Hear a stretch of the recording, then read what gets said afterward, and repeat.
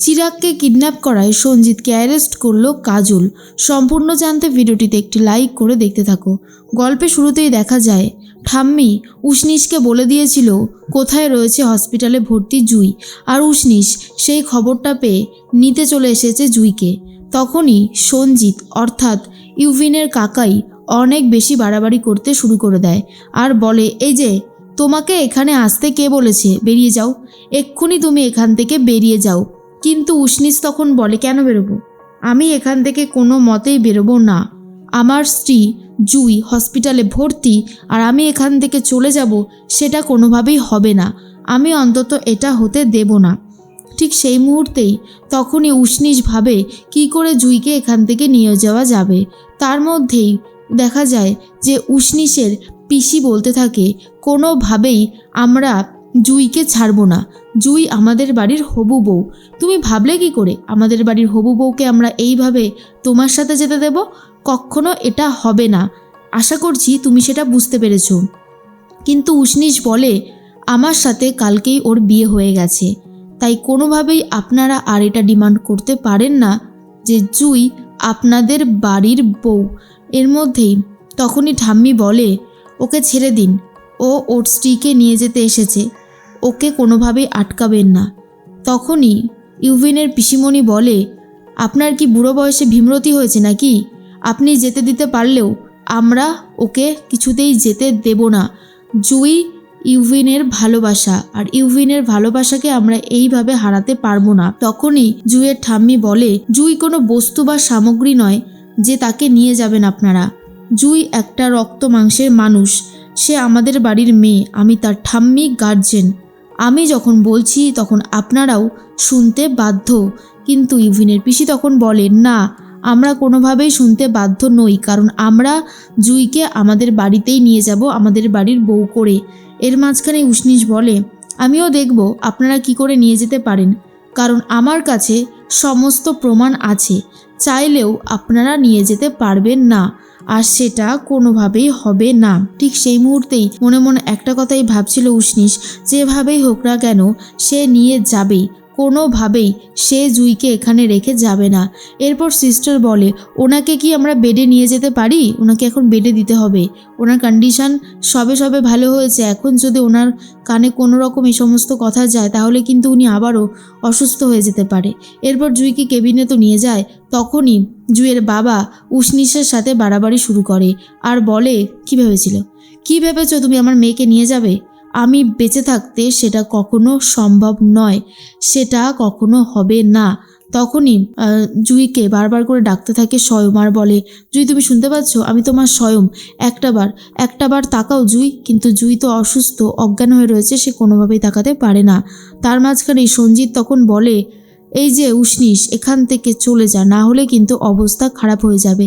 উষ্ণিস বলে, বললাম তো যাব না, আপনাদের যা ইচ্ছা করার করে নিন, কিন্তু আমি এখান থেকে এক পাও নড়ব না। তখনই দেখা যায় ঠাম্মি বলে, আচ্ছা তুই আর কত নিচে নামবি। জুইয়ের বাবাকে বলে, অনেক তো নিচে নেমেছিস, আমি ভাবতেও পারি না যারা আমার মেয়েকে মেরেছে তুই সবাইকে চেনা সত্ত্বেও তাদের কোনো শাস্তির ব্যবস্থা করিসনি, এমনিতেই তোকে আমার ছেলে বলতে লজ্জা করে, তার উপরে আর নিচে নামিস না, আমি তোর কাছে হাত জোর করে ক্ষমা চাইছি। তার মধ্যেই জুইয়ের বাবা বলে, মা তুমি এসব কি করছো। তখনই ঠাম্মি ভারতী দেবী বলে, যা বলেছি তা একদম ঠিক কথাই বলেছি, কোনো কিছু ভুল বলেছি বলে তো অন্তত আমার মনে হয় না।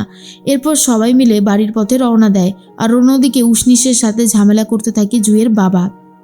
এরপরেই যখনই সঞ্জিতরা বাড়িতে চলে যায় তখনই চলে গেছে ডিসিপি কাজল আর বলে, আমি আপনাকে গ্রেফতার করতে এসেছি।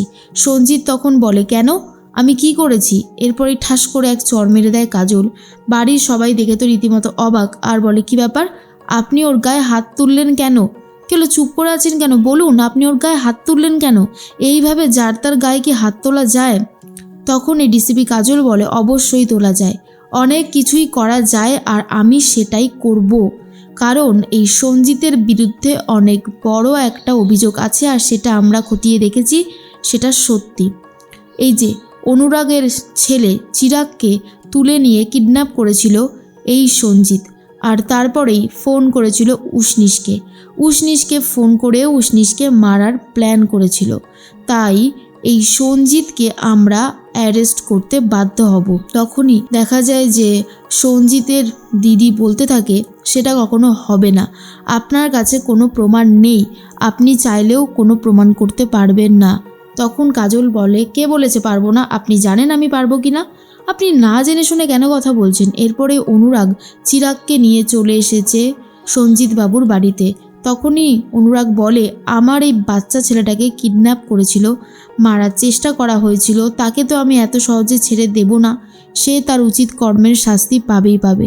তখনই সাক্ষী এসে বলে, আমি যতদূর জানি আমার বোনের সাথে আপনার সম্পর্কটা বেশ ভালো হয়েছে, তা কাজল তোরা বিয়ে করছিস কবে? তখনই অনুরাগ বলে, আপনি আপনার মুখ সামলে কথা বলুন, এখানে এই ধরনের কথা কিন্তু আমি কোনোভাবে অ্যালাউ করব না। সাক্ষী বলে, কেন? আমি কি ভুল কিছু বলেছি? আমি এই বাড়ির বউ। আর তখন ডিসিপি কাজল ঘোষাল বলে, আর আমি হলাম ডিসিপি কাজল ঘোষাল, আমার কাছে অন্যায় কখনোই পার পাইনি আর পাবেও না। শুনে রাখ দিদি, তুই যাদের নিয়ে এত বড় বড় গর্ব করিস না, শ্বশুরবাড়ি করিস, এত কিছু বলিস, তারা আসলেই তোকে চায় না, আর তুই সেটা বুঝতে না পেরে এদের বাড়িতে জোর করে থাকছিস আর বারবার বলছিস তুই এই বাড়ির বউ। তখনই সাক্ষী বলে, রাজরানী আমাকে এই বাড়ির বউ করে গেছে, ও বলেছে ওর কোনোদিনও এই বাড়িতে এসে বউয়ের অধিকার ফলাবেন না, তাই তুই আর অন্তত এসব নিয়ে বাড়াবাড়ি করিস না রে কাজল। কাজল তখন বলে, বাড়াবাড়ি আমি কিছু করছি না, আমিও এই সঞ্জিতকে অ্যারেস্ট করে নিয়ে যাব, আর এর মধ্যখানে যে আসবে তাকে আমি বুঝে নেব, আমি তাই বারবার করে ওয়ার্নিং দিচ্ছি তুই এখান থেকে চলে যা।